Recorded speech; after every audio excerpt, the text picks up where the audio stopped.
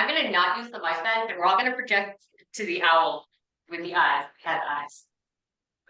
All right, folks. Thanks for your patience. I'm gonna call the meeting to order at 7:06. I'd like to introduce the executive board. I'm Sarah Prescott, I'm president.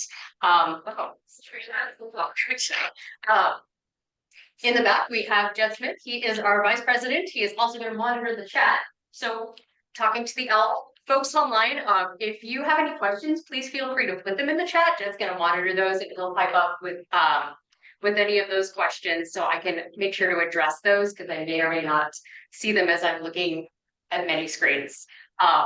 Margaret in the back is our secretary, and Peggy Hoff is our auditor. Where's her hand? Is Carl here? Margaret is another auditor. Irene is another auditor, and Julie is our trainer. She's online. I will entertain a motion regarding the consent agenda. Motion to approve. Motion to approve the consent agenda. Is there a second? Second. Second from Peggy. Any objection to approving the consent agenda, which is the agenda and the minutes, except that I was going to make a change? Are there any objections to having Graham Downey go in place of the Anchorage Assembly report and give his report on 10,000 homes in 10 years during that time period? Hearing no objection. Are there any objections to approving that consent agenda as amended? Well, consent agenda is approved. Okay, so I heard from folks that last time when we tried the community announcements at the front end of the agenda, they liked that. We did it last time just in case online things didn't work and it would give folks time to cars and come over here if they needed to. So we're going to try it again. I'm always accepting feedback on how the meeting works. So if anybody has any community announcements, please raise your hand. You have about 2 minutes. Tomorrow is the first Anchorage pedal party. It's going to be the shortest one. We're only going to go 1 mile from King Street to Tourniquet Brewing and then back. But that will cross 1 major street. And it'll be an opportunity to meet all the people. We're doing it every Thursday, all summer long, to have fun, enjoy our bicycles, enjoy Anchorage, and enjoy delicious Anchorage made. Thank you, Matt. I'm sorry, where's the original meetup spot? King Street King Street. at 5:15. 5:15 with your bike. Would you like? Okay. Are there any other community announcements? Well, do you want us to stand over here? Just stand up. As long as we talk to the owl. Hi, everybody. My name is Lucy Whitlinger. I am a landscape architect with Huddle, and I have Rob with us from CRW. We're here to just do a quick announcement about the Lois Drive reconstruction, which is between Benson and West 32nd. It's the road that connects the 2 roads over by Aquarian School. So we are having a public open house. And so we came here tonight to invite everyone. So there's a few handouts over on the table that we left. We left a project fact sheet that talks about the project, has a project map on it. It explains the project scope, background, improvements that may include new road foundation, asphalt, drainage, things like that, non-motorized facilities, traffic calming improvements and such. So we'd love for you all to join us on April 23rd from 6:30 to 8 p.m. at Aquarian Charter School for an open house. It's our 3rd one to talk about these road improvements and to provide any input or anything else that we want to hear from you about. So that's all we have. So this map, Robert, that's great. No joke. Lowe's Drive right there. And then a little section as well. But there is a website, so loisdrivereconstruction.com if you want to get more information. Otherwise, you can always contact myself, Lucy Whitlinger, or Rob over at CRW. So I just want to thank you very much for letting us tonight. Bring that announcement to you. Right. April 25th, Aquarian, what time? 6:30 to 8 p.m. It's open house. And so there are the postcard flyers. We did mail these out to a pretty, I think, generous area. But if not, the postcards over there on the table with fact sheet. So great. Thank you so much. Appreciate it. Thanks. Are there any other, yes, sir? At the town hall on Saturday at 2 o'clock, I think, at UAA County Hall. And before that, during lunch, there is the bowl project, the master, and I'm looking forward to the handcrafted bowl. They can test all these suits that they have. There's gonna be all that. Thank you. Second over here, yes, ma'am. So right at the very top of that orange line, we are hosting the 3rd annual Spenard Neighborhood Cleanup. And so we're providing dumpsters that day, so it's May 3rd. So 1 month from now, basically. So the idea is gather teams throughout the neighborhood, walk towards there if you like, or whatever, but we'll have dumpsters for you all to drop stuff off. So we'd love more community involvement this year. And if you have any questions, my card is up there, there's a flyer up there, and I'm here. Thank you. Yes. Hello, everybody. Dan T. Lloyd. I'm the program director at the Clare House Women's Shelter in Spenard. On July 11th, we're having renovations done to our building, and we're looking for somewhere for our participants to be for the evening. So I've been searching all over town to see if someone can house up to 85 individuals. July 11th is the height of tour season, so I'm having some difficulty there. So if any of you guys know if we're got any suggestions, I'll leave my card up the front and feel free to contact me.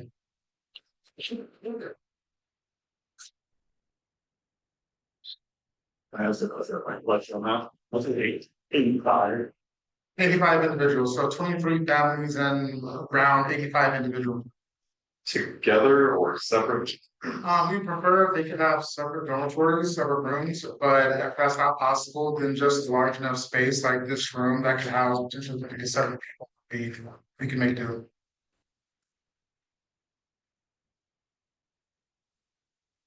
Anybody else? Anybody online? No.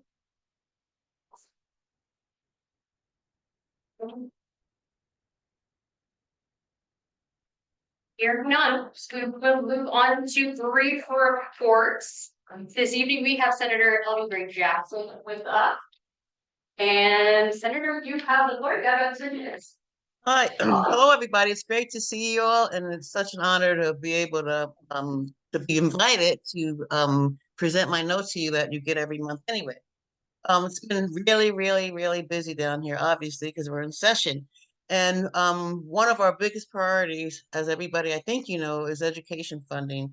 It's a priority for both the House and the Senate. Increasing the base student allocation, also known as the BSA, it's a priority, like I just mentioned. HB 69, a bill that raises the base student allocation, also known as the BSA, passed the House, and it's now being considered in the Senate Education Committee. And then after it's done in the Senate Education Committee, it'll go to Senate Finance and then to the Senate for a vote. And we're all remaining hopeful that the $1,000 for the BSA increase of $1,000, we're hopeful that it remains. But as I'm sure you've heard, there is budget shortfalls, and I'm looking forward to finding the revenue necessary to make sure that we get a $1,000 BSA. So legislative updates in regard to my bills. I have a bill, Senate Bill 8, Education for Deaf and Hearing Impaired. It had its first hearing in the Senate Education Committee, and I'm looking forward to seeing this bill advance through the committee process and make it to the Senate for vote, and then it'll go off to the House. Senate Bill 20, CPR curriculum. This bill basically requires CPR education K through 12, and it had its first hearing in Senate Education. And the bill was suggested by Fire Captain Jason Delph from the Anchorage Fire Department, who is also a safety officer. The bill has really broad support throughout the department and the Hart and Vascular Institute of Providence. And I just look forward to seeing this bill pass so we can have necessary CPR training in our schools. Another bill I have, Senate Bill 120, Climate Change Commission. It's currently in the Senate Finance, and it's waiting for its first hearing. And then once it leaves Finance, it'll be voted on, and it'll be sent to the Senate State Affairs Committee. I'm sorry. Okay. SJR 8, International Relationships with Taiwan. It was heard in Senate Resources Committee, and it'll be heard in the Senate Judiciary Committee after it moves out of Resources. The bill highlights the strong relationship between Alaska and Taiwan. Alaska used to have a trade office in Taiwan for several years, and there are 24 states right now that have trade offices in Taiwan, but the bill also requests that trade office that we used to have in Taipei be reinstated. Senate Bill 43, Women's History Month, it passed the House floor on March 28th. It passed the Senate a couple of weeks ago, and it's now on its way to the governor's office for signing. And I look forward to this bill being signed into law so that the month of March can be recognized not just by resolution, but in state statutes. And it's a month to remember and honor the contributions of Alaska women. Events in April to watch for the Empty Bowl Project, April 5th through the 2025 at 11:30 to 1:30 at the Denina Convention Center in downtown Anchorage. And you have my notes that'll give you more details. Another event to look for is the NYO Games, the Native Youth Olympic Games from April 24th to April 26th. And it's at the Alaska Airlines Center. I've been having, like the rest of us, lots of meetings with advocates and constituents and different organizations. I had meetings with the Alaska Deaf Council, American Foundation for Suicide Prevention, and Early Childhood Advocacy Group, just to name a few. These discussions are really critical to shaping policy and ensuring that our legislation reflects our community needs. Before I go on, I just forgot to introduce my chief of staff. He's online with me. His name is Clark, and he's here with me, and I just wanted to introduce him. As mentioned a little bit earlier, there's going to be an Anchorage Caucus constituent meeting at Lucy Cuddy Hall at UAA from 2 to 4 this Saturday. But before that, there's going to be a District G constituent meeting, my district, of course, at St. Mary's Church, which is on the corner of Tudor and Lake Otis, and that's from 10:30 to noon. Representatives Galvin and Josephson will be joining me. So I look forward to seeing some of you at both of these events. If you can't make it to both, at least one. As always, I'm just honored to be back in Juneau, working diligently, representing my constituents and all Alaskans throughout the state. And I'm looking forward to continue to have a productive session that's focused on education, public safety, a balanced budget, and community engagement, because your voices matter. So stay informed in the process. Your input is really vital to the legislative process. So please feel free to call and to testify if there's bills that you want to testify on. And feel free to call my office if you have any concerns. And also email. I respond to my emails myself. So you send an email if you have a concern. It's me responding to you, and I get back to you pretty quick. With that said, does anybody have any questions? Can't hear you. I'm sorry? Oh, I was confirming that, yes, you do write back personally and quickly. Yeah. I'm talking to the screen again. Yeah, I'm sorry. I'm sorry, you went out a little bit, so I really didn't hear what you said. I was talking to the screen again. It's a habit I have to get out of. Oh, no worries, no worries. That No you worries. do, that you do email. Are there any questions for the senator? I was curious about how House Bill 69 feels on the floor. Like, do you think it's gonna pass the Senate, or there's other things like in the past that I hope would pass the Senate, but then they would fail. Like in the past, the retirement one, but a new one just passed this year, which I'm excited for. So what is the feeling on the floor for 69, I guess? Well, it's not on the floor, you know, it's in Senate. Yeah, I'm wondering what my thoughts are in terms of passing.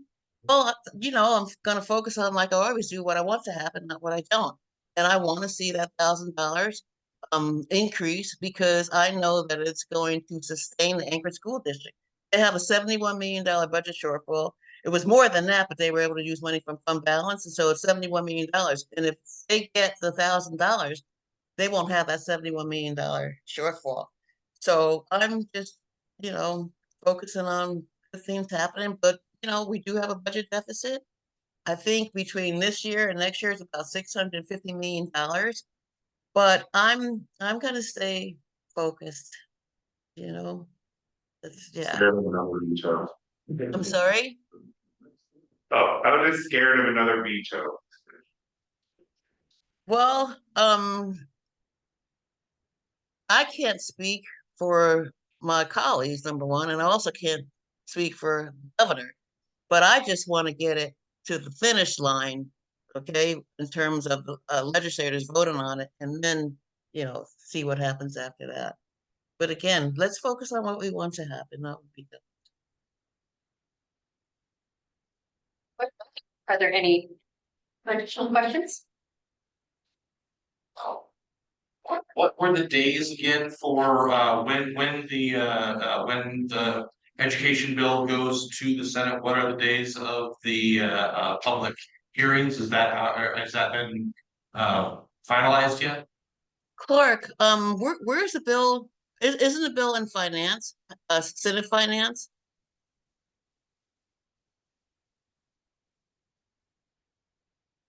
I'm sorry, Clark. Let me go back to my notes. Bear with me a minute. Okay.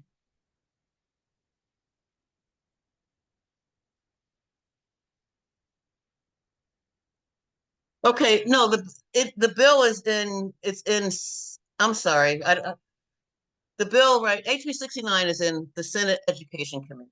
So it hasn't left that committee yet, but once it leaves that committee, then it'll go to Senate Finance. That was in my notes, sorry about that. This is what happens when you have so much going on. Any other questions?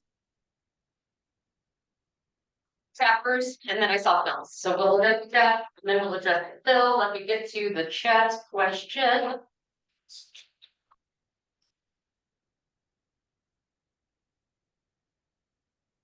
Okay, when addressing the education shortfall in Juneau, is there any discussion about comparisons to other places where cutting funds is as significant as here in terms of juvenile crimes, dropouts, and other related issues? Your voice was going in and out, so your question wasn't really clear, and I don't even see an option for a chat and on my interface here. But if you could say it a little bit slower, maybe I could hear it a little bit better. Addressing the education shortfall in Juneau, is there Okay. any discussion about comparisons to other places where cutting funds is as significant as here in terms of juvenile crimes, dropouts, and other related issues? Okay, thank you. I heard that clearly now. But I really can't answer that question because I don't serve on the education committee and I'm too busy with my other committees to even be able to join the education committee. But there is a lot of public hearing being held, and I'm really sorry that I can't answer that question. Phil? I would just like to say how disappointed I am in you spending so much money on education and not educating the kids. We're still 49 out of 50 in fourth grade reading, which makes us number 2 in the nation at creating a welfare state. And to constantly give more money and to look us straight in the face and say it's for the kids. Do you have a question, If Phil? kids were getting it, they'd have a lot better education. They would graduate high school and read and write. Do you have a question, Phil? Don't, just wanted to tell us just for. Yeah, and that's Phil. Thank you very much for your comments, Phil. I like to hear from everybody. Here, I saw someone's hand, and then more question in the chat. I saw someone's hand over there. Yeah, it's not a question. I just wanted to say that there's a legislative town hall on Saturday for funding our schools. And that is on April 5th at Cuddy Hall. Okay. On Saturday, so educational things. So can I make a comment on that right now? Are you talking about the caucus constituent meeting that we're having at Cuddy Hall? Or is this something in addition to that? At Anchorage Legislative Town Hall on Yeah. April 5th. Right, I And mentioned that in my comments. Yeah, it's Saturday at Okay. Cuddy Hall from 2 to 4. But before that, I also mentioned that we're gonna have Representatives Josephson and Galvin and I are gonna have a District G constituent meeting from 10:30 to noon at St. Mary's Episcopal Church, Tudor and on the corner of Tudor and Lake Otis. Yeah, right on that hill there. So there's gonna be two meetings, one for my district and then for the Anchorage as a whole. Senator sent notes to our email and I'll have those posted to the Spenard website tomorrow. They just came in before I could get it today. And then the question online, and then we'll have to move on, is if you're not on the committee, how can you say you feel confident that the $1,000 bill will pass? I don't think I said I'm confident it will pass. I said that I'm focusing on it passing. Yeah, I support it 100%, but I'm focusing on it passing. Thank you for joining us this evening. Apologies, this is so awkward to talk to you while you're behind me. No, Yeah. I'm just really happy to be here and happy to answer any questions. And I so look forward to seeing some of you on Saturday. Next up, Okay. we have Graham Downey with the mayor's office talking about 10,000 homes in 10 years. Thank you. The floor. Okay, Yeah. if there are no more questions, I'm gonna have to leave if there are no more questions. Thank you for joining us. Okay, good. And I hope to see you all Saturday. Have a good rest of your meeting. Bye.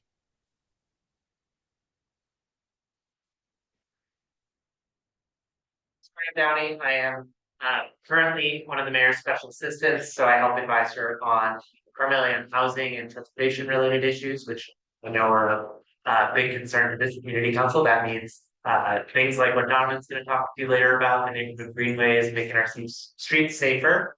And also a big piece of that portfolio is the mayor's plan set us up to build 10,000 homes in the next 10 years, which for reference, I think looking at the 2024 data, Anchorage citywide built somewhere between 250 and 350 homes, which is way below where we need to be in order for all of our neighbors and for ourselves to have a place to live. So 10,000 homes in 10 years is it's a big ambitious goal. It's going to require a lot of change.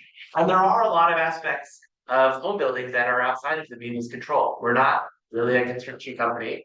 We can't set federal interest rates. We can't, or probably won't fill in the inlet to create more land, right? We've got a limited land base between the inlet and the top. So we need to be using our land efficiently. We need to be doing everything we can that's in the community's control to help more housing get built. Sort of general thesis is more is better. Laws of supply and demand. If we can produce more housing, that gives everyone more choices, which helps to bring the price of housing down for everyone, creating more options. More diverse types of housing is a big piece of the 10,000 homes in 10-year strategy. Right now, pretty much exclusively, we're building luxury single-family housing at the edge of town. And that's great. We should do that, but we should also build infill housing in Spenard.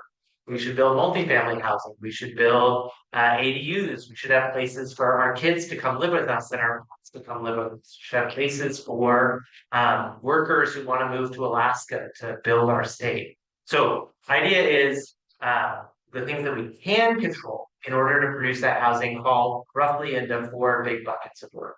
One is cutting red tape. So there's a ton of rules the municipality places on where housing can go, what it has to look like. And we need to take a hard look at those rules to make sure they're creating public value.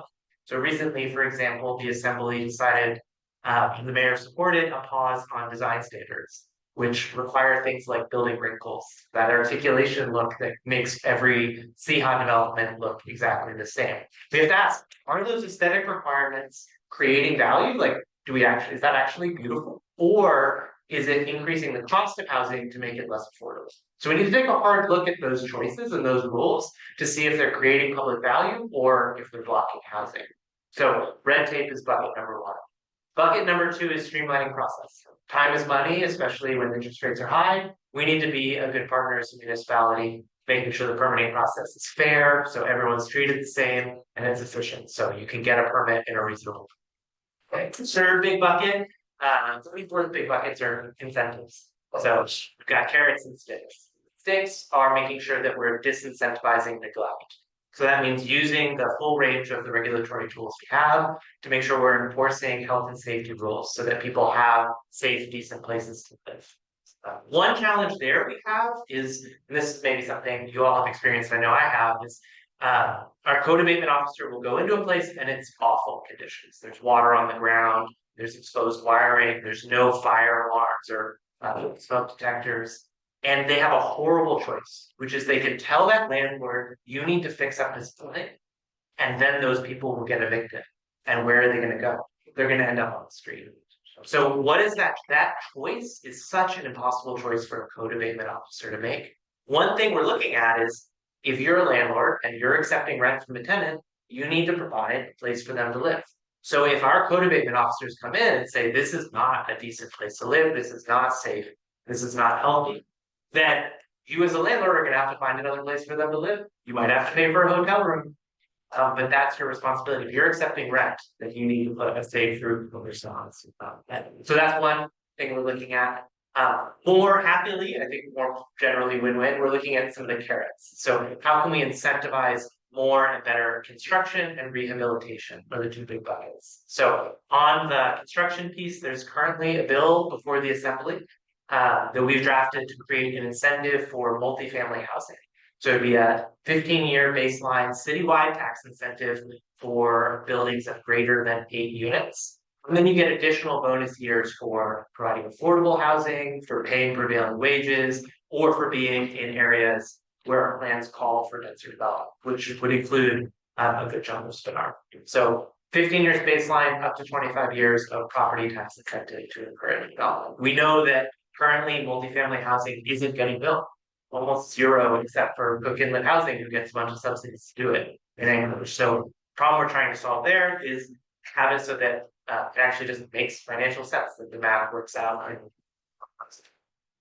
Anyway, so that's big picture. I sent Sarah a copy of the 10,000 home strategy. It's also available on the community website. So we're excited to get this group's feedback on that as you guys have a chance to dig into it and digest it. But probably, well, and happy to take some feedback or thoughts now about it. Big picture, is it a good idea, or detailed into questions about implementation? Okay, I see Phil, and we've got one online, and then we have Beth, and then Sir here. So in the last 2 years, Anchorage has lost 20,000 people. And they already have a place to live. So I'm guessing, I'd like to know what happened to all those houses that those people lived in, since there are 20,000 left and now we have a shortage. Did they burn their home down after they moved out? What? That's a great question. There's two factors. One is we had, and we continue to have significant overcrowding. So looking at census data, we still in Anchorage have about 5,000 people we think are living in overcrowding conditions. So some of that outmigration, was people who might have been in an overcrowded condition say like, hey, I can pay much cheaper rent in Ohio. Why am I living in on my cousin's sofa when I could go find cheaper housing in the lower 48? Another big piece of it is that almost all of our housing stock was built from 1973 to the beginning here. I mean, I think that's something you all know pretty well in this neighborhood, right? And that housing stock was not built to last 50 to 60 years. So we're seeing, in fact, the deterioration of our housing stock is happening faster than the outmigration in a really vicious cycle to turn on. Okay, the online one was, in the meantime, during the 10 years of building homes, what's the plan to house those experiencing homelessness? What's the plan regarding the homeless encampment at the corner of Barber Road, Arkansas Alley, and Northwood? Is this what you tell us about recently, Sarah? No, that one was different. Oh, okay. Well, I can't speak to that specific encampment, but I'd be happy, please do follow up by email about it. I talked with Peggy about this a little bit. Yeah, there is sort of this like, the problem, the situation we're in, right, is we haven't been building housing now for about a decade. And so we're now, even in an acute and extraordinary way, feeling the consequences of that in terms of homelessness, people not having a place to stay. So the 10,000 homes in 10 years is trying to address that root cause of homelessness, but we do need to be honest, there's a crisis in front of us today, and we're not going to get those 10,000 homes next year. So what is the plan immediately? We are looking at leveraging as much federal funding as we can in this environment in order to do what we can to prevent housing instability. So we were able to find, recently about $5 million in ERA funding in order to provide rental assistance to keep folks in housing so they don't end up in the street. We're looking at leveraging funds like HUD funding and CDBG money to stand up, sort of get out of this cycle of emergency. We stand up shelter, and then we stand it down, and people are out on the street. Have a more consistent plan for housing people year round. And one exciting thing, although it's not, again, not 10,000, but 50, we're looking at doing micro units this summer. So about 50 micro units. If you all are familiar with the In Our Backyard project that they're doing at Central Lutheran off of 15th Down, sort of on that model, how can we get more of these like small, cheap units for people who are in that transitional facility, and then pairing that with services, like sort of that is recovery residence is the term for it, where you're getting folks treatment and resources they need by building Medicaid, which then means it's financially sustainable. So that's only 50 units. That's not going to solve the whole problem, but we do know there's a crisis in the areas really focused on addressing that. So we're looking at doing everything we can. Very good ideas. Judy, if you have additional questions, you can email spinardcc@gmail.com, and I'll make sure your email gets to the folks it needs to get to at City Hall in Living Room. Thank you. And then maybe back in the green chair. Yeah, hi there. I would really like to see, I hope your plan is looking at commercial conversions. I'm getting told that's not an option. Albuquerque filing, Blackberry Red Bank, and Streamline Cross to do the magnificent conversion. They have a lot of empty commercial space. So I really hope that that's part of your plan. And while I also absolutely support holding landlords accountable, and that you do have slumlords, that's a fact. We also have a number of landlords who do their best to provide excellent properties and tenants trash them, and we're support for them. So that's just my unsolicited comment. I'd like to see that back on the thing. So points. Thank you. I think both really good points. Thank you. Thank you for your presentation. My name's Jason. Question that's potentially two parts. So 10,000 homes sounds ambitious. Yeah. If I missed it in your presentation, I'm just kind of curious, like what did we mean by home? Like, so if I have a single unit right now and I convert it to a duplex, does that 2 homes in the definition that you guys are envisioning? And if that's the case, like what percentage of the vision of 10,000 homes is multi-unit homes in our standards? Is that a part of the vision? That's a great question. Yeah, no, I think yes, the answer is yes to your first question. I think we're thinking of homes as places where people live, not structures, but people more so. So yeah, duplexes too, and single family as well in this map. The other, I think you didn't quite ask this, but when we're thinking about the 10,000, we're thinking about half of that would be new construction of some kind, and half would be rehabilitation. We have to like take care of all and convert from commercial. So I'm actually not quite sure how the math will work in terms of what percentage of the, say, 5,000 units would be new or new single family versus new multifamily. We're pretty focused on the multifamily piece, and the reason why the tax incentive is focused at that 8 and greater unit sort of market is because it's what we're not building right now, right? Like we are building some single family, there is at least some market for that. So we're really focused on what is not getting built. How can we make sure we're reducing discrimination against multifamily housing in code, that we're incentivizing it appropriately. So we are a little more focused on the multifamily side of it, but I think we want everything in every place when we just want housing. Great. So whatever you want to build, please. Okay.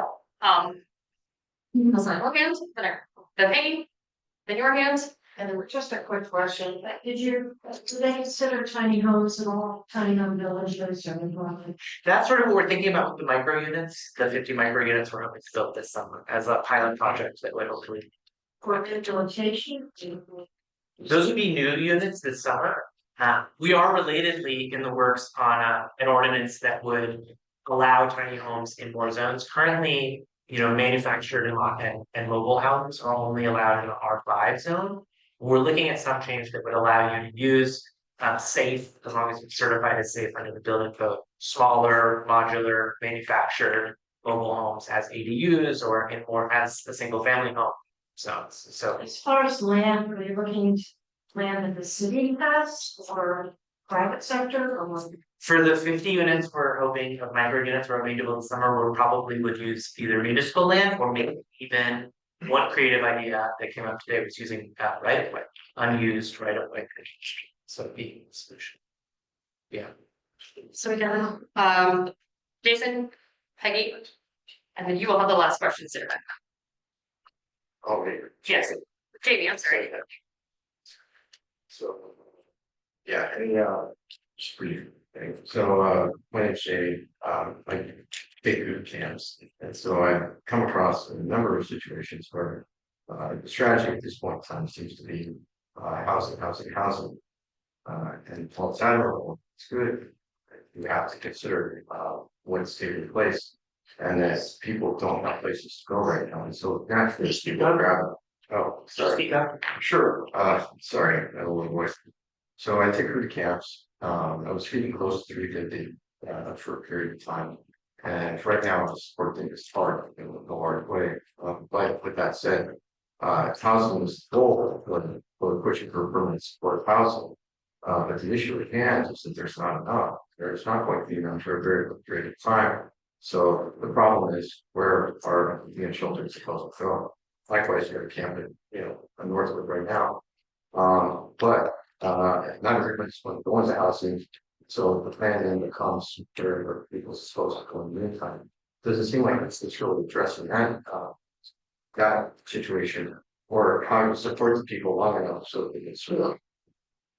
There's been moments to mention that the church will work on that spirits and they need more support. Stand out and getting it. I don't know what to say. Then we might be able to discuss the micro units. So it's like it's being geared towards substance use.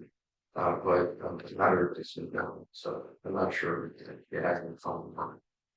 Yeah, no, you're right. We need to have enough year-round help there for everyone. Yeah. And we need to be moving towards that. It is, I mean, to be frank. Yeah, and I mean, to give it one side of priority, my focus tends to be more on the housing in terms of the like building and rehabilitating. So I am speaking because that's my true area. The mayor has one person like me and two people on homelessness. So the homelessness side is a huge priority for the mayor. It is a really expensive problem to solve, right? Standing. So I think we're gonna have to, as a municipality, make some really hard choices about if we want to stand up that amount of shelter, we're gonna have to make some hard fiscal choices about spending that money. And hopefully we can do it in the smartest way possible, like maybe a little bit less of this like super expensive hotel rooms every winter, being surprised that people need shelter in the winter. We can have that stability, that clear funding plan. Ideally, we can have that more year-round shelter, so there are enough places for people to go. But yeah, it's a great comment, and hear you on that we need to give them. The main comment. We have to move on to I'm trying to say is that people are not going outside their hundreds, thousands. That's where it should be support. Thank you. Hi, last year, Morris Dunbar introduced Senate Bill 77.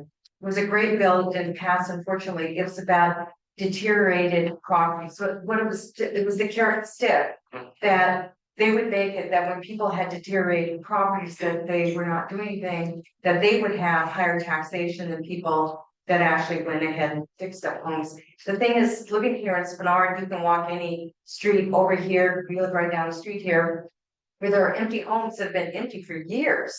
And these are homes. And the things that's sad is that we need to have some kind of legal measure that we can somehow properties so that they're habitable. Because I think we would have many more than people think that we do. And so I'm hoping that the mayor will start maybe working with other municipal, municipalities in the state to try to bring that forward again, because we really need something like that. Yeah. My sense was forestry introduced that this year. Is that also your sense? This last year. But my sense is you reintroduced. Oh, we did, okay. Yeah, I think we've been talking at this office about. So yes, the answer is yes. The other piece of that, which will have an ordinance probably coming in the near term on that, is non-conformities. So currently, if zoning code changes and it says suddenly, you have to have a 10-foot setback instead of a 5-foot setback, and your building already existed, you don't have to go tear down and rebuild. You were when you built it, it was legal. You don't have to change it. But if you come back in to roof on, or you want to build it at 18, you want to change the use, you want it to be a duplex instead of a single family home now, you might get dinged and they might say, well, you can't actually prove that you were only 5 feet away, you have to go through a sort of non-conforming determination process. So one thing we're looking at is for buildings that already exist, what, for example, if you're gonna do interior renovations in that building in order to make it habitable, we're gonna make you go fix all the setbacks in the unpaved driveway, all the little ticky-tacky zoning things. Maybe the answer that we make as policy calls, no, you wanna do interior renovations, bring your building up to make it more habitable. We're not gonna make you fix all the outside things. So that's something we are looking at. Yes. Last question. I'm just wondering if you had, put any thought into, I guess who is owning these homes? I would hate to see a bunch of new homes pop up in Anchorage just for them all to be bought by private equity and put on Airbnb. I would hate for a bunch of new apartment complexes to be built and all to be owned by other fucking whitener, who I've never heard a single good thing about. So have you put any thought into disincentivizing somebody owning the entire market, which then would deprive families of those homes and also keep prices elevated? Are you thinking, are there solutions or examples you're thinking of other places that have done that? Not off the top of my head. I'm just asking if you have put any thought into that, the issue or potential solutions to it. Yeah, it is a really thorny issue. I was talking about this at a housing conference recently, and someone from the more sort of right-wing think tank pointed out that Holland did something like this. They sort of banned corporate home building. And the result was increased residential segregation because people with generational wealth were then able to buy, but folks who didn't have generational wealth weren't able to rent because you actually did need the corporations to come in order to create the rental units. So absolutely sympathetic to the problems of consolidation in the market, how that distorts prices, and we need robust competition. I'm hopeful, and I don't know if you find this compelling, I'm hopeful that abundance is part of the solution to that. Like, if we're just building a lot of housing, it's pretty hard for one party to control all of that. I'm also not sure, I know that sort of nationally hedge funds buying up property is a real problem. And like, for example, we're not seeing that same pattern start here yet, but it is something thinking about, like, how do we get ahead of that? Anyway, so very open to, I have thought about it a little bit, but would be open to more solutions and ideas. Okay, I did see the hands behind me before I call on, the hands behind me, is the airport? The airport, okay, I just wanted to, okay, you'll be next, you have last question. 30 seconds and more performable. Wondering if there's any evaluation of the current 2,500 homes that are used for Airbnb. Yeah. With a 10,000 home goal, we have to look at that. Because I could find plenty of housing today, just not for everybody. Yeah, that Airbnb question is a real one. I think we just actually just got some data from them. We really want to make sure we have accurate data. Right now, Bloomberg report recently created, you may have remember, a tax bill that was supposed to require the short-term rental companies to report their data. Unfortunately, that wasn't super well crafted. We need to go fix that bill because requiring the data collection as part of a tax assessment is actually illegal. So we have to fix that in order to get the data. What is the accepted Airbnb? Oh, 600.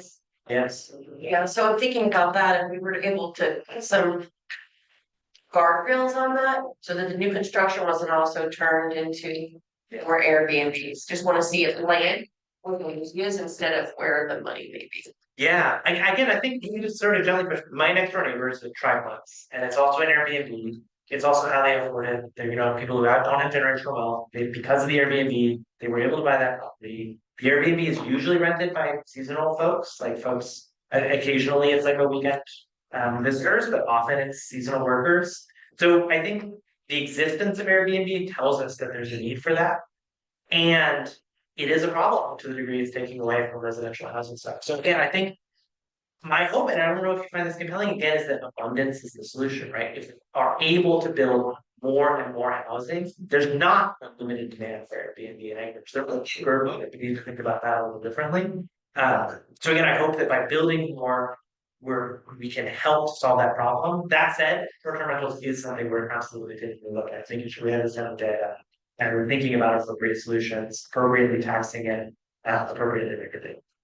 Yeah, thank you, I appreciate that. I personally would spend 3 times on Airbnb in order to accommodate, when my family comes, in order to free up some other housing that used to be Airbnb for our neighbors. Thank you so much. We'll have you back for updates. And then we will move on to the airport crew. We have new faces. Thank you so much, Miriam. Thank you. My name is Carrie Linseth, and I am the development manager for Anchorage International Airport. And I just want to say thank you for letting us come today and do a great presentation. I know you're used to seeing Eric Peterson. He was our communications specialist. For a long time, he's moved on, and now he's working on passenger air service development for Anchorage Airport. So I'll be presenting to you tonight, and then next time you're probably going to see Lex Gilberton. She is our new communications and PR specialist. So you'll be hearing from her in the future, but tonight you get both of us. So thank you for that. We have our handouts that are on the table. If you didn't grab one, please grab one. And just a couple of things we wanted to highlight on here. We'll go over all of the items. But first off, many folks have, I'm sure, heard the news about Mount Spur's potential eruption. I just want to say the airport has been very active in preparing for that. We have a lot of policies and procedures in place. We've went through operations before with a previous volcanic eruption. So we're very well prepared and be able to provide information. We do have a few helpful links on here for folks that want to go in and learn about more about the volcano, but I know we're all flooded with that information already. But I just wanted to put those on here for you to get more educated if you'd like to. We do have a new concession opening up in Concourse B that's going to be replacing what we have seen Humvees for the longest time. We'll be welcoming Finale Spirits in that space here before summer. So we're excited to see something fresh and new within the terminal. We often host the honor flight that Alaska Airlines puts on. We have another honor flight that is setting on 22 veterans. And we'll be welcoming them home April 26th. And there's always a really big reception on the public side. And we just welcome folks to attend that. It's always just a really cool thing to do. I've been to several, but they're amazing. And the information, time and place is right here in the bulletin as well. Just a friendly reminder, the Lakewood is an airport. We unfortunately see folks walking out there on the ice during the winter. And we just want to remind folks that it is in an active airfield. Please don't walk out on the ice for safety reasons for yourself and for the pilots. And a reminder to please sign up on Gov Delivery. The link is on here if you want to be getting notices from the airport in the state of Alaska and all things that's happening at Lakewood and Anchorage Airport. You can get notifications in your email when we send those things out. So just please be proactive so that you can get those notifications. And one thing that's not on here that I just wanted to share, the airport is starting a Part 150 noise study. And I know Peggy and Bob had participated in that in the past. And will be, if you have a contractor on board, it's the same contractor that did this 9 years ago. And for those that don't know, it is a voluntary grant funded study that usually lasts for 2 years. And we have a consultant come on board that is a noise specialist. And we have to follow federal regulations, but it essentially takes an analysis of the noise that occurs from aircraft in the air at Lakewood and Ted Stevens, and it puts together some potential mitigation options and opportunities for projects, capital funded, to help the airport be the best neighbor that it can. And so we just want to, make sure that folks know that we are cognizant that we are an airport. We are a little bit loud. We want to let folks know that we want to be the best neighbor that we can. So anyways, we're starting that project. We'll be having a committee and we'll be reaching out to the Spenard Community Council to have a representative on there. That's part of the effort. So heads up on that. I think email will be coming to you and then you can either delegate it or have a second person stand by. So as the project goes along, we'll make sure to update council. When do you expect you would email me and would I have enough time to bring it to this body so we can select instead of? Yeah, for sure. I think probably in the next couple of weeks, the email will come. Okay, so like in time for a May meeting and then we can let you know for a May meeting. Yeah, that's great. Okay, I love it. I'll make that schedule happen. Okay, thanks. Yeah. Was that the end? That is all I have.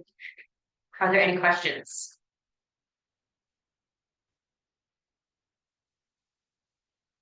Are there any chats, Jen? Okay, if there are no questions. Thank you so much. You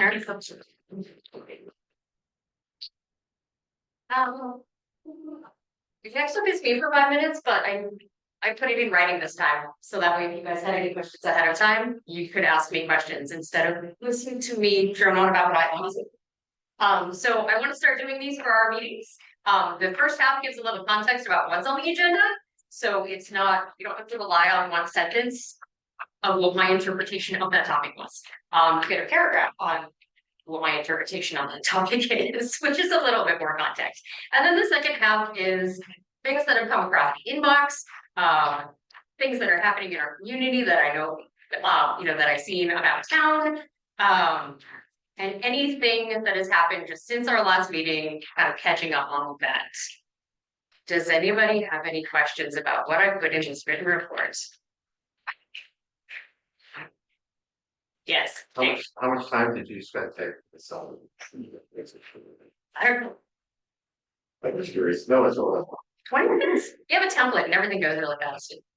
Good job, Sarah. I don't even do that.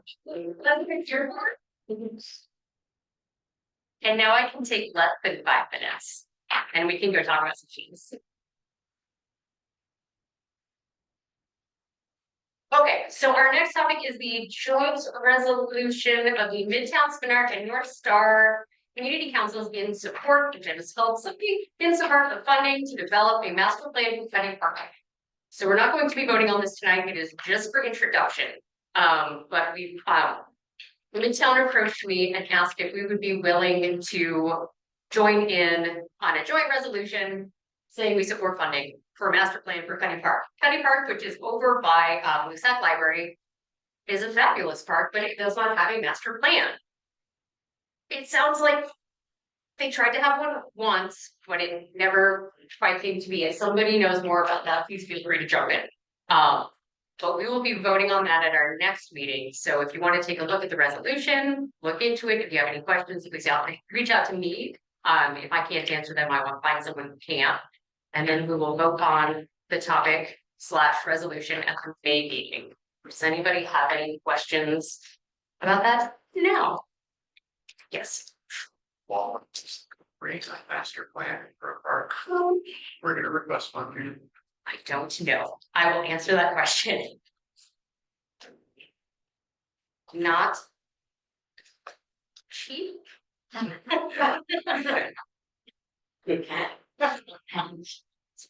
That's right. But cheap or inexpensive is relative, so what's that mean? Yeah, go ahead, Matt. So I don't know if this is true, but the rumor I heard was that the master plan was Rick Weistrom's plan to bring the Olympics to Anchorage. And so he put in the Olympic size skate park there, for speed skating. That was gonna be the location for speed skating for the Olympics. And then in order to do that, he killed the master plan and never have one anchored. Just the rumor I heard. I don't know if it's true. But didn't that park open in like 2006? Yeah. Oh, that's right. Okay, yep. I don't know if that rumor is true either, so for the record, that's true. Does anybody else have any additional questions about the master plan for Cutting Park? Hearing none. Did you include the National Archives on it? It does not. Nope, Cutting Park, it's easier to see it on a map, but it does not include the archive site. It's just sort of around the big walking path and then the green areas around here. Can you give a very, very short description of exactly what a master plan is and what it accomplishes? She might not, so I don't really know what that means. Sure. So a master plan is, it gathers the existing data about the park and it does an environmental study, and then it is like what it says, it's a plan. So for example, a master plan for Cutting Park might include, we want to have a chalet at the park. At this chalet, we would have these kinds of events, and this organization could run it. It's not a hard and fast, this is what will happen. But as you start to put forward bonds for parks or facilities, it's towards a goal. So it's a document usually spiraled out, or online. About, somebody correct me if I'm wrong, 200 pages. They can vary, depending on the plan. But it's that plan, so as you get funding for those projects, you're working towards a thing.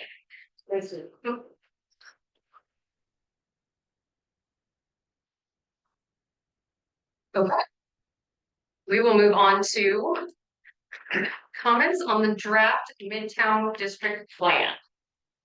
So we heard last month from the two women who were sort of spearheading the Midtown district plan. And they had a template for a resolution in support of the plan. That is available. Also available was a letter in response to the draft plan as it exists. That letter is available over on the table. It is also available online. If you give me a moment, I will also bring it up. The letter addresses what we felt were some shortcomings not right. Some improvements that could be made. Just some comments from Spenard about the process, and that we'd like to see the public process go longer and be more robust. Other people who worked on that letter, would you like to speak to it? Maggie? What happened is, we had two diligent, people from our community council going to all these meetings, and there were a lot, but it was in a very, very tight timeline. And when I worked on the West Anchorage District Plan, that was adopted in 2012, we worked on that for 2 years. This one was 1 year? 1 year. And the problem is that there was not, like she's saying, there was not enough robust interconnection with the people that are going to be affected by this, mainly the residents. There was heavy commercial and business owners participation, but there wasn't a lot from the residents in the Midtown area, partially because their meetings are in the middle of the day when most people can't get off work to go to a meeting at noon. So that was one area that we thought was leaving out people that are going to be very much impacted by the plan that are unaware of it and have not had an opportunity to weigh in on it. The thing is, when you adopt the master plan, basically it's an ordinance, and that is something that the planning department has to take into account when they're making decisions on where housing is going to go, or a lot of our questions and concerns were about traffic flow. Midtown just had another pedestrian death yesterday. There's a lot of problems with traffic flow being very unsafe for bicyclists and pedestrians. So our concerns were that we needed to have more input from the community before we felt that this should go to the Planning and Zoning Commission and then on to the Assembly. So we're feeling that there needs to be an extension of the timeline to reach out to more of the community, and that more of the concerns about some of these things like pedestrians, bicycles, safety, housing, which is a big one because there's a lot of empty lots in Midtown, and make it so that it's a really robust document and is addressing, because this is going to go forward for the next 20 years on how they do planning. And as John Littleton went out on the Assembly, that these are the documents that are going out, and we want to make sure it's putting one of the biggest employment centers in Anchorage right now in the right direction. Okay. Yeah, and just for a little bit of context, if you missed the last meeting, how the committee who put this plan together was made up of 2 representatives from Spenard, 2 representatives from the North Star Community Council, and 2 representatives from the Midtown Community Council, and then some professionals who do planning. And you may remember last fall, we voted on several documents that were, here's our goals, here's our vision, here's what we'd like to see in Spenard, but it only covers the Spenard borders. So each community council did that for their community council. That is in this document. It's making it cohesive.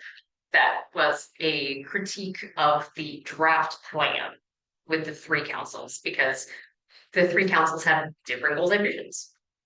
Matt. This is a complex issue because the plan has some good stuff in it. It had good meetings and I did push it through very quickly. But there is a previous plan that was never adopted as the new town master plan that is far more robust than the new plan is. And the new plan includes a large section of Spenard that already has its own plan. So those problems make it pretty significantly flawed in our minds. But it's very difficult for us to say that because good people worked on it in good faith. They put good things into it and they really reached out to try and make a good product. And we don't think they do. So really the question before us, public comment is due April 14th. So tonight would be the night to move something forward. We have the we support resolution, we have the letter with, here are some suggestions. It needs a little longer to go. These are our options that we can decide on as a community council. What say ye? I move to adopt the letter as written. Can I say that? Peggy moves to adopt the letter as written. I'll second. Jason, your seconds. Okay, any discussion on the letter?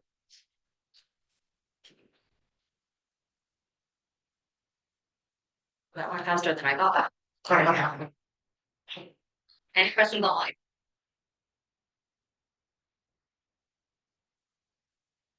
Are we ready to vote?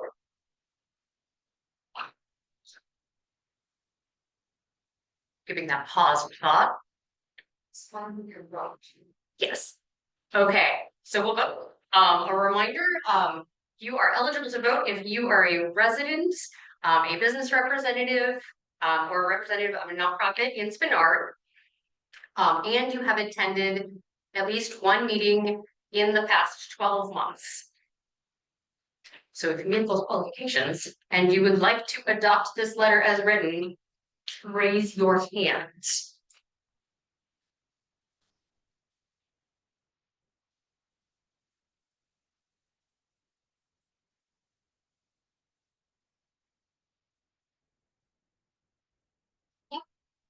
I got 18. Good people online. I was getting a call for their second.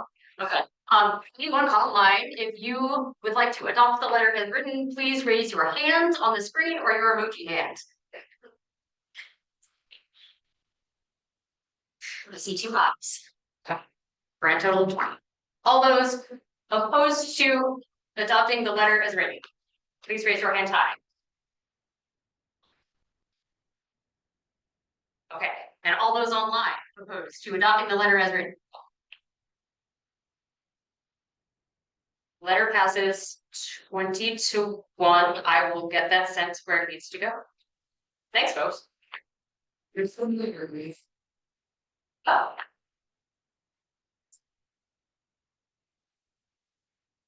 Thank you.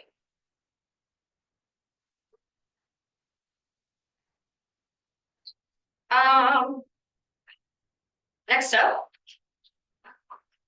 is Dominic Hughes with traffic calming projects in Spenard and Anchorage neighborhood greenways. Right on time. Go the floor. Everybody, my name's John, with the municipality traffic department. Some of you might have known my predecessor, Zach. He was our previous traffic calming coordinator. He's now our Vision Zero coordinator. And so we have giving some updates tonight on the traffic calming program here, happening at Spenard. We did not print enough of these, so if you would mind sharing with your neighbors, I would very much appreciate that.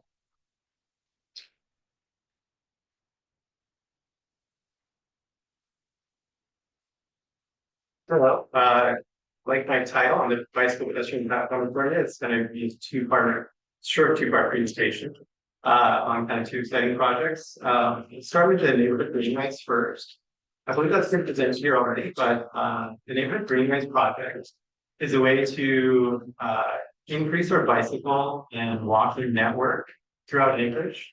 To kind of expand what is their existing green belt trails and provide linkages to those things for folks who would like calmer, safe street to within our neighborhoods to walk down and connect us to those kind of network area. So on the backside, there's kind of what is a neighborhood greenway. Neighborhood greenways are kind of popular across the US. A lot of cities have adopted them and they've kind of become the backbone of their non-motorized network.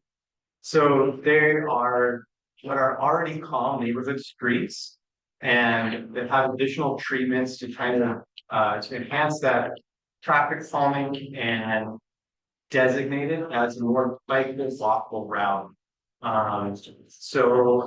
With this plan, the treatments would include lowering the speed on these neighborhood roads to 20 miles an hour, a speed limit, and we would have in this photo here, you'll see the neighborhood greenway plaque.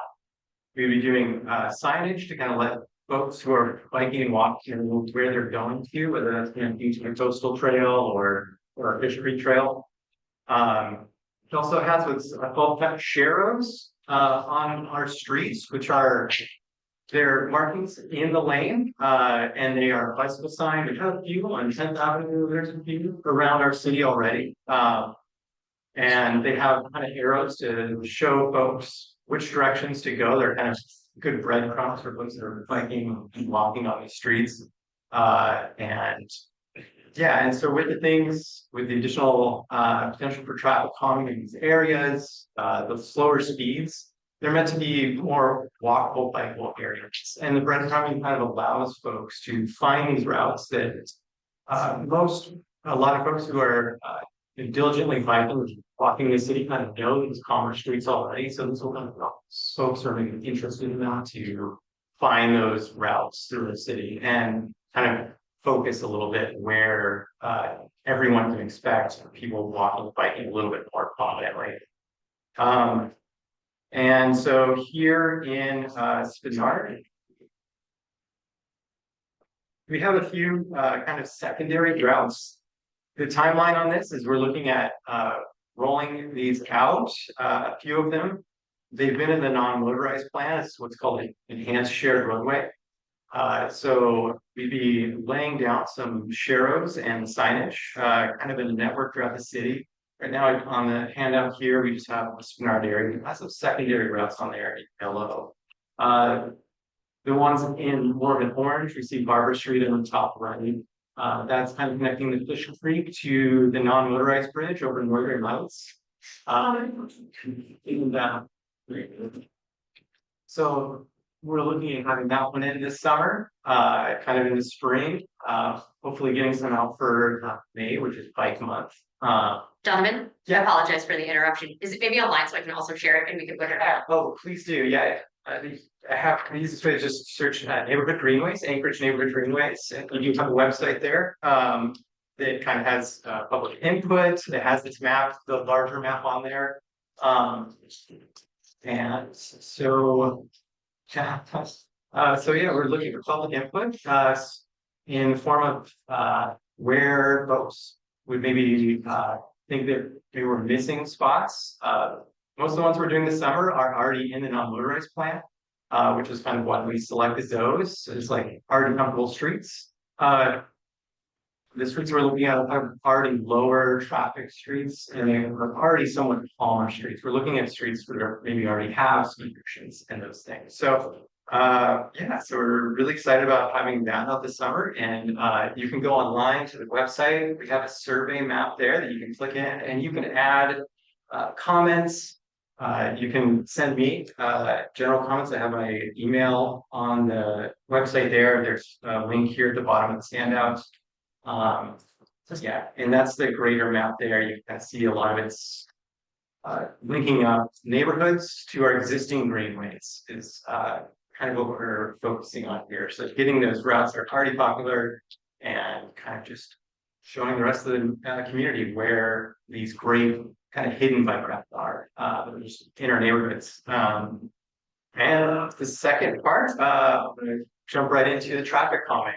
So I'm coordinating the traffic calming program. Every year we study streets, neighborhood streets in Anchorage, and we look at the speeds and traffic counts on these neighborhood streets and see we're looking at what's called the 85th percentile speed. So it's kind of where that kind of bell curve where the people drivers are taking these roads at. And so when we go out and collect data on the streets, if the speeds are a bit above the speed limit, we're looking, the road is applicable for traffic calming assistance. So, what's that? Did you want to go online? Oh, no, that's, yeah. So there's a project here in the Spenard, actually just right next to where we're, it's kind of the Northwood area traffic calming project. So right up here in the school zone here, we have a few between 48th and 45th streets, which is just these kind of east-west streets just north of us here at the school. And you can see kind of in the bottom left corner of your handout, you'll see kind of a map of what that study has come up with. And it's looking at speed cushions along the streets in a network. There's also Van Buren Street that kind of connects into 48th right here. You can visualize it here. It's the intersection right next to the school. It's had some been studied because of kind of excessive speeding on that street. It's been documented. So we're looking at increasing the safety of that intersection by doing raised intersection there and enhancing the crosswalks and narrowing down that crossing distance for the students out this way. And you'll kind of see it also, we have a potential neighborhood greenway there to kind of just go up, connect folks to those existing trails. So that project, it looks like our traffic safety bond is doing, we've just voted on that, closed on the 1st, and it's looking like the funding is going that direction. Looks like you just voted for it so far. And so there is funding there for some of these projects. And so the Northwood area would be a potential 2026 project is what we're doing.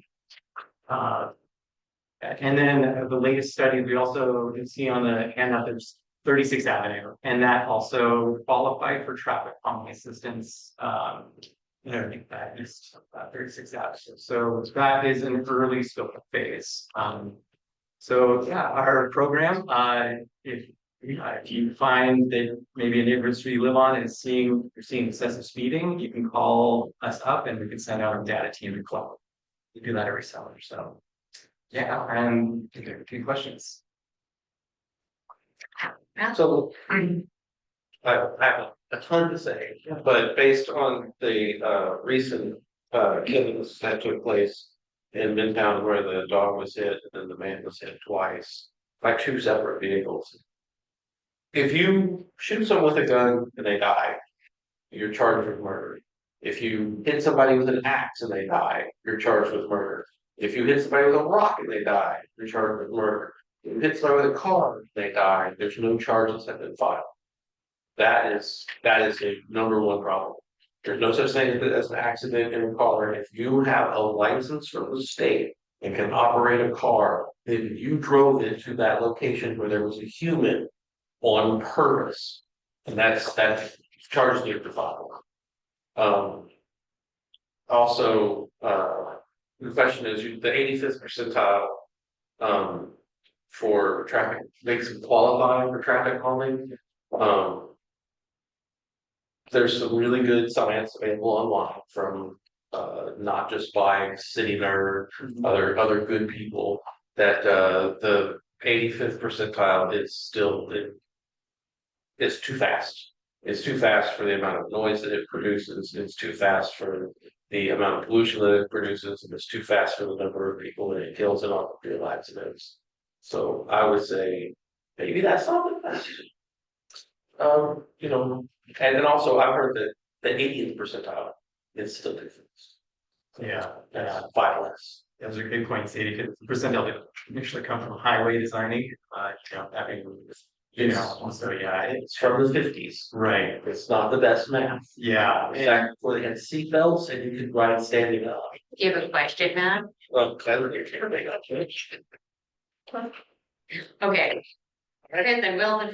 I have a question. I'm looking here at the map, the Spenard Prairie neighborhood greenways that is crossing to the road. If I'm not mistaken, where it crosses to the road there's a median there. So I'm wondering how you're taking like crossing busy intersections into consideration when you're designing those freeways. yeah, it's a great question. And that is probably why, or a good reason why that one is it's kind of a secondary, because one of the, a lot of our neighborhood streets, we'll need to consider those crossing areas. This project right now is just signage and striping. It's allowing us to kind of breadcrumb this area, give folks that, we're kind of looking at the lower hanging fruit, I guess, what we can do in a faster way. Farther down the line, we would like that crossing is going to take a much more larger capital project. And so until that gets dealt with, we wouldn't be sending folks in a greenway across that. These are supposed to be really low stress areas, like things that you could bring your kids and everyone could easily enjoy biking on it. So something that crosses a highway or a higher stress roadway like that, we would need to do a crossing, like an actual a signal or something there to get folks across specifically and probably. Okay, and then Will, and then Phil, and then we had an online question. Thanks for being here. So we'll start with comment, but we'll get to the question. So like when I looked at the like kind of larger greenway network map, I noticed that there's just like an island of nothing in Midtown, and I assume that's because there are no low hanging fruit really in Midtown. Just going back to the last issue that we talked about, one of my issues with the Midtown District Plan and how Midtown currently exists. And so kind of the question is, it seems like the first bit of the order of operations is to have low hanging fruit of solar roads that are safe to be on for something to then be part of the Greenway network. Is that kind of accurate? Within the Midtown, I think the other side of that is there's also some really good projects that are larger capital projects happening within the Midtown area. Everything from the Spenard corridor road, it's having more bike lanes. Fireweed, there's a 32nd Avenue. But you're also right, there's much less local roads is what we're kind of looking at with lower traffic in that area. So within the Midtown, it's going to be kind of a different approach for those more higher stress areas. You can't just add sharrows. Some cities have done that, and there's been a lot of pushback against that because some cities, instead of making higher quality bike lanes, separated facilities on higher stress roadways, they've just done sharrows thinking that is acceptable, and it doesn't work out for many folks in new. So as far as Midtown, we're not finding a network connection of local streets that's really gonna get us across or connect to things, but the other projects were those good example. So you've put a lot of thought into these plans. How come you've never standardized speed bumps? Depending on what part of town you go in, the speed bumps are different. Do you ever track the damage that the speed bumps do to the vehicles or the kids that are jumping over them with their bicycles, breaking their arms? Do you look at any of the collateral damage at all? And have you figured out what the best size of speed bump would be that would do the least amount of damage or collateral damage physically to children? Yeah, so there has been a series of speed humps and speed cushions over the decades. We've adopted, we do have a standardized speed hump at this point. It's in our traffic calming policy. It is what's called like a sinusoidal curve to it. When we do put in traffic calming, when we do put in the speed humps, we look at crash rates before and after. I don't know if we're tracking the exact wear and tear of vehicles overall. That's something I don't know be able to at this point, and we're hoping that folks, drive at a slower rate over these things, damage their vehicles as well. Yeah, we have standardized them. There's quick rundown. There's speed humps, which are kind of just the larger speed bumps that go all the way across, and then there's speed cushions, and you'll kind of see those around. They have a little bit of yellow striping in the middle, and they allow for emergency vehicles to go through and not, with their larger chassis, they can kind of go through without ambulances getting bucked around and things like that. So there's the kind of two types that we do here. Okay, then I've got online, then I've got myself in the queue, and then Celia. Oh, online. Can we get the contact information for calling for speed on neighborhood roads? Yeah, that would be, go ahead and call my number. It's donovan.camp@anchorage.ak.gov. Or you can give me a call at 343-8412. And I'll make sure to get my contact information to the community council here. 8142? Yeah.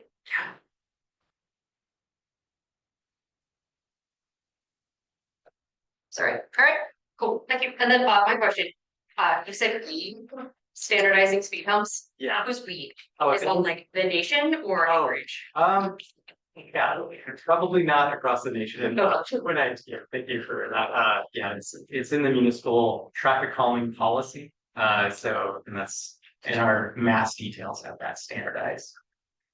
Okay. Yeah. And by standardized, this many inches tall, this wide for this kind of road at this speed. Yeah. Okay. Yeah.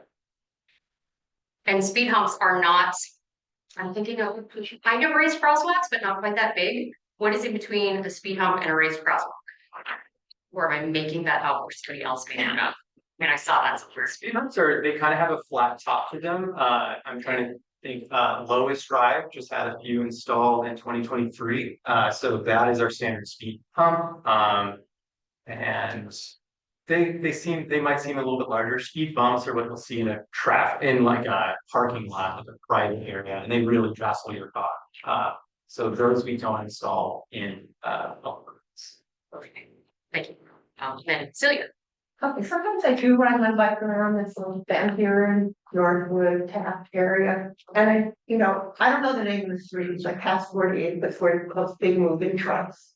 They have a huge road. It's a really, really wide road. Sometimes they could put a bike lane in there.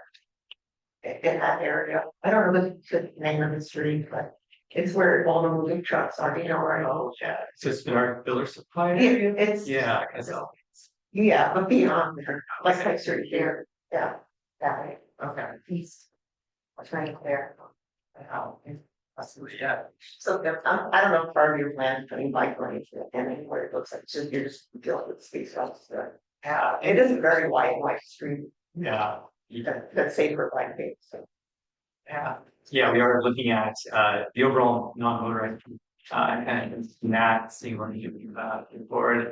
So I'll have to look into that street. Okay. Yeah. Peggy, did you have a question? I do have a question. Okay.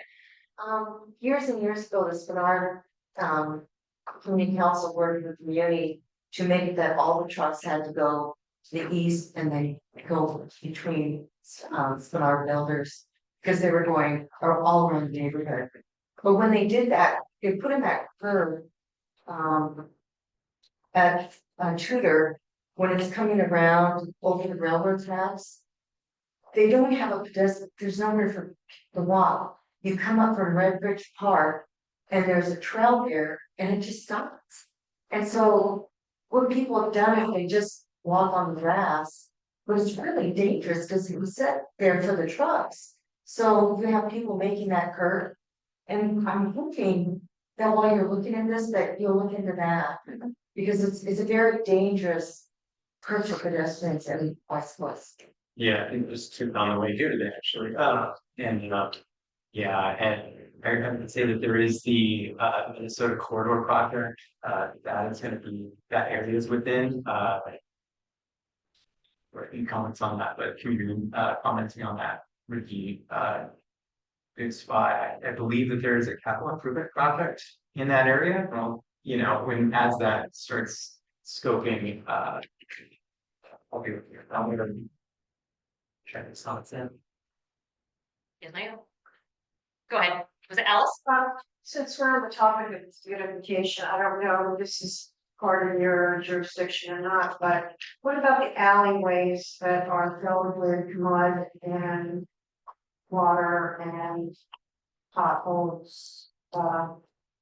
It's really an eyesore. And then, the other thing is, what about, sidewalks for our streets? Recently, I think a year ago, they, took down mailboxes and they put the long arms on it and put them out. And I would have thought a better way to do some sidewalks on it. And then the alleys are just a real sore eyesore. When some alleyways are paved, some are not. And it seems like I was sort of going into the down. And I've got some other things I want to bring up. This is the first time I've been to the meeting. If I have another issue, do I bring up a question at the end? If it's not related to the streets?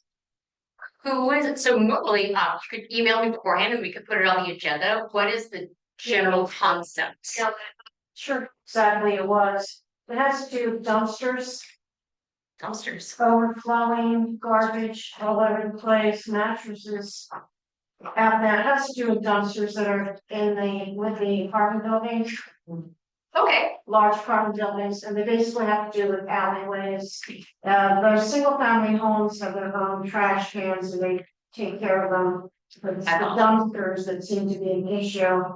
I thought it was only around my area, and as I drove around, I could see other areas, and I talked to other neighbors. That have had issues. They basically pick up the trash all over. People are dumping. Yeah, so what we can do, so it isn't actually related to greenways or the streets, but after we're done with the agenda, then we can chat and we can make sure that at our next meeting or before the next meeting, I get you in contact with the people at the city that can help with that.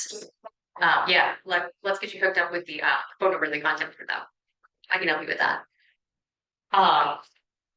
Were there any additional questions about greenways or traffic calming?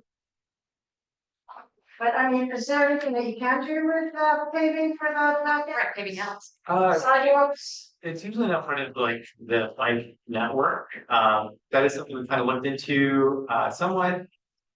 Usually as the alleyway kind of enters the roadway, you don't really want anyone biking down that alleyway and entering the street, like using alleyways as a bike network. But there is programs within the capital improvement programs to pave alleyways. And I do know that it's on this community council's priority list to pave some of the alleyways. So reaching out to PD&E, there's Chelsea Wardwaller manages the program with paved alleyways. I reached out to some of the people and they told me that these issues, the trash issue and the street issue, that to come to these meetings and take it to the assembly.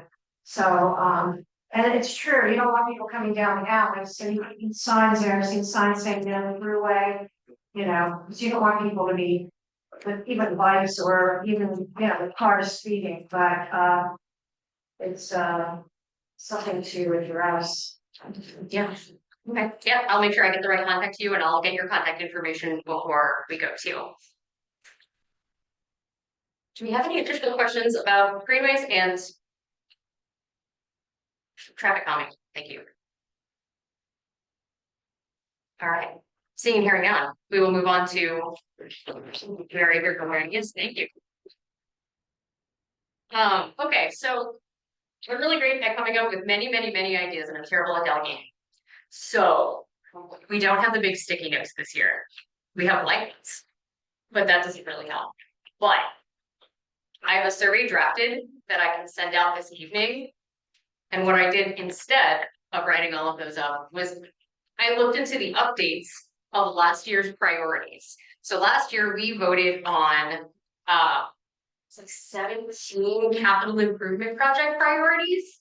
So I looked up each of those and I saw where they are in the big picture. So that way, as we figure out what our capital improvement priorities are for the 2026 capital improvement program, we are making informed decisions in one easy handout. For example, last year when I made up the list, there was a part that was already completed that I thought was, should we put this on our capital priorities? Now that it's done, I missed that it was done. So this will help us with the survey. This is also online on the Spenard Community Council page. If you have any questions, please reach out to me. And if I don't know the answer, I will figure out who does. And I will send out a survey online. If you are not on the Spenard mailing list, you can go to the FCC website and sign up for it. And it does not spam you with 1 million emails. In fact, they run every question they get, like, hey, can you send this to all the community councils? They send that to the presidents first and say, would you like us to send this to your council members? And I say yay or nay. There are some senior team. So if you're on that mailing list, I can make sure that you get the survey. If you don't have the survey by Friday, email spenardcc@gmail.com. We'll make it available. I will also put it on the website. It will be on the website by Friday morning. Does anybody have any questions about the capital improvement program priority list? We are priority. This is last year's list. Wow. Yep, this was the order, or the priority order last year, with the updates as of 8 days ago. When I searched approximately 6 different websites for what those updates were, and they are not all formatted the same. It's complicated. I saw hands. Well, Anything, there's nothing new from last year. I only looked up our priorities for last year. I did not look up what they might have added onto the community council survey list, but you can go online and see. This is our priorities. It is not the way that it is prioritized on the community council survey list on the community's website. But are there new projects? No. Since last year. I did not add new projects to this, but there will be a spot on that online survey to add a project if you would like to add a project. So this is not the be all end all. There's something you think that needs to be addressed, there will be another category. And I think what we will probably do this year is have maybe 5 detailed priorities and then all of our other priorities, but we might not detail the scope, the need, how much we think it will cost. But I have that top 5 of this is what, well, you know, we need, this is what Spenard wants. Make this happen. Also put this on your list for later because we're going to keep bringing this up until it's done. Does anybody have questions, comments?